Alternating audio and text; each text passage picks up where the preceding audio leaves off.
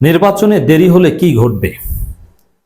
জামাত BNP একই রকম আশঙ্কা করছে, ধারণা করছে।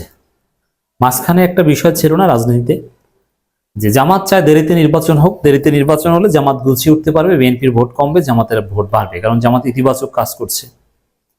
কিন্তু এখন কিন্তু সেই ধারণা চেঞ্জ। এখন জামাতও চায় দ্রুত নির্বাচন, বিএনপিও চায় দ্রুত নির্বাচন। কেন? বিএনপি এবং জামাত উভয় দলে একটা মৌলিক ধারণা বা সন্দেহ করছে। এটা বিএনপি জামাতের লোকজনকে বোঝা জরুরি। এর মধ্যে বিএনপি নেতা ফারুক বলেছেন, নির্বাচন দিতে দেরি হলে সমস্যা সৃষ্টি হতে পারে। কি সমস্যা সৃষ্টি হতে পারে? তাহলে হাসিনা ক্ষমতায় থাকলে তো নির্বাচনে আরো দেরি হতো, তখন হতো না নাকি? আর এখন নির্বাচন দিতে দেরি হলে সমস্যা সৃষ্টি হতে পারে, আর নির্বাচন দিলে সমস্যা হবে না। কিভাবে? অতীত থেকে একটু মিলিয়ে নেন।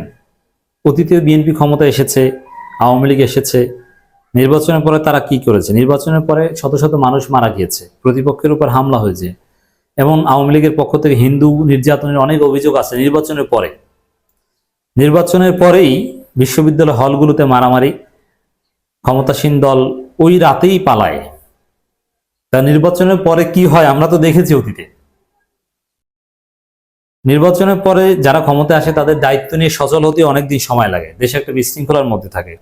সেখানে নির্বাচন হতে দেরি হলে কি সমস্যা হবে, এটা খোঁজা দরকার। দর্শক, আমি যেটা বুঝতে পারছি, বিএনপি মনে করে নির্বাচন হতে দেরি হলে সেনাবাহিনী ক্ষমতা নেওয়ার চেষ্টা করবে, সেনাবাহিনী নতুন দল তৈরি করবে, পুতুল দল তৈরি করবে পাকিস্তান স্টাইলের, বা দলগুলো নিয়ন্ত্রণ করবে, তারপরে যাকে মন চায় ক্ষমতায় বসাবে, যাকে মন চায় ক্ষমতা থেকে সরিয়ে দিবে।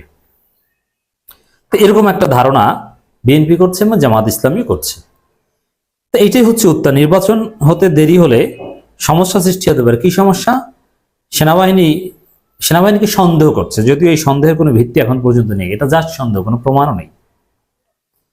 কিন্তু আপনাদের বোঝা দরকার যে জামাত কেন দ্রুত নির্বাচনের জিগির থেকে, মানে নির্বাচন দ্রুত করার বিরোধিতা থেকে এখন তারাই নিজেরাই দ্রুত নির্বাচনের কথা বলছে। এমনকি এই আগামী বছর মার্চ এপ্রিল নির্বাচনের কথাও জামাত বলেছে।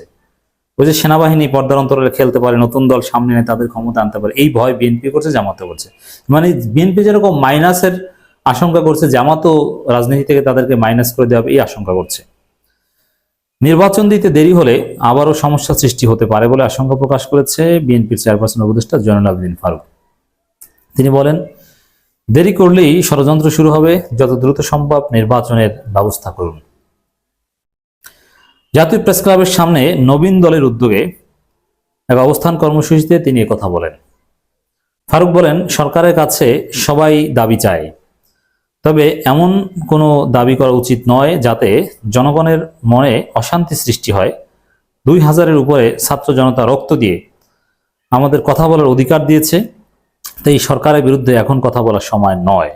চমৎকার কথা, কিন্তু এই সরকারের বিরুদ্ধে বলছে। বিএনপি মহাসচিব একথাও বলেছে যে আপনাদেরকে সন্দেহ করতে শুরু করেছে মানুষ, এবং ক্ষমতার লোভ, এখনো কেন নির্বাচন দিচ্ছেন না, কিসের সংস্কার করছেন।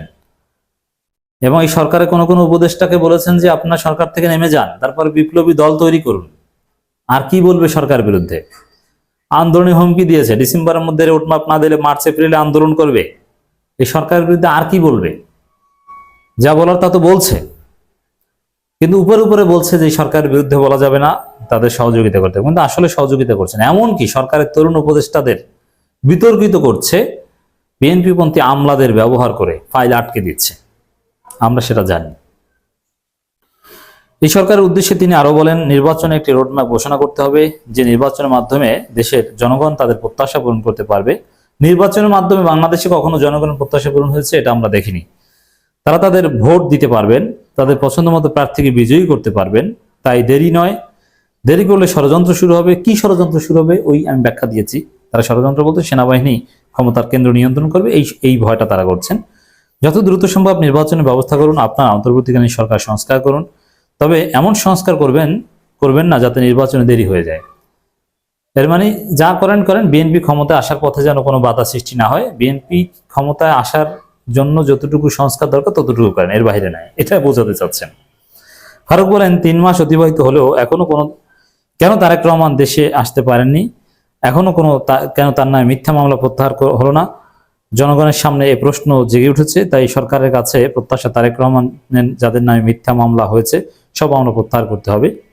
দেখেন, এখানে একটা বিষয় স্পষ্ট, তারেক রহমান দেশে আসতে চাচ্ছেন কিংবা বিএনপি আনতে চাচ্ছেন, কিন্তু আসতে পারছেন না, বিএনপি আনতে পারছেন না, এই বিষয়টা ফারুকের বক্তব্যে স্পষ্ট। তবে কেন, কারা তারেক রহমানকে ঠেকাচ্ছে, এই ব্যাখ্যা আমি দিয়েছি। নেপথ্যে বিএনপির মধ্যেই ভারতের দালালেরা এবং ভারত নানানভাবে সরকারকে বা নানানভাবে প্রভাবিত করে, নানান জায়গায় প্রভাবিত করে তারেক রহমানের দেশে আসা ঠেকিয়ে দিচ্ছে।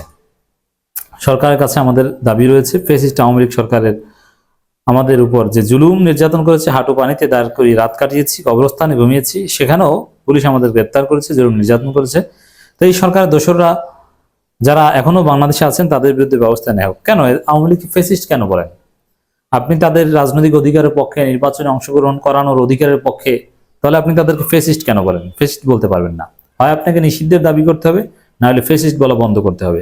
এবং আপনি যদি নিষিদ্ধের পক্ষে না হন, তাহলে আওয়ামী লীগকে যে 10 নভেম্বর বাধা দেওয়া হয়েছিল 0 পয়েন্টে, এটা বিএনপির লোকজন কেন করেছে? এটা অন্যায় করেছে, বিএনপিকে এটা স্পষ্ট করতে হবে, এই দ্বিমুখী রাজনীতি বন্ধ করতে হবে। যাই হোক দর্শক, নির্বাচনে দেরি হলে কি ঘটবে? বিএনপি, জামাত, সেনাবাহিনী ক্ষমতার কেন্দ্র নিয়ন্ত্রণ করবে বলে ধারণা পোষণ করছে। এটাই হচ্ছে দেরি হলে যে সমস্যা হবে তার ব্যাখ্যা।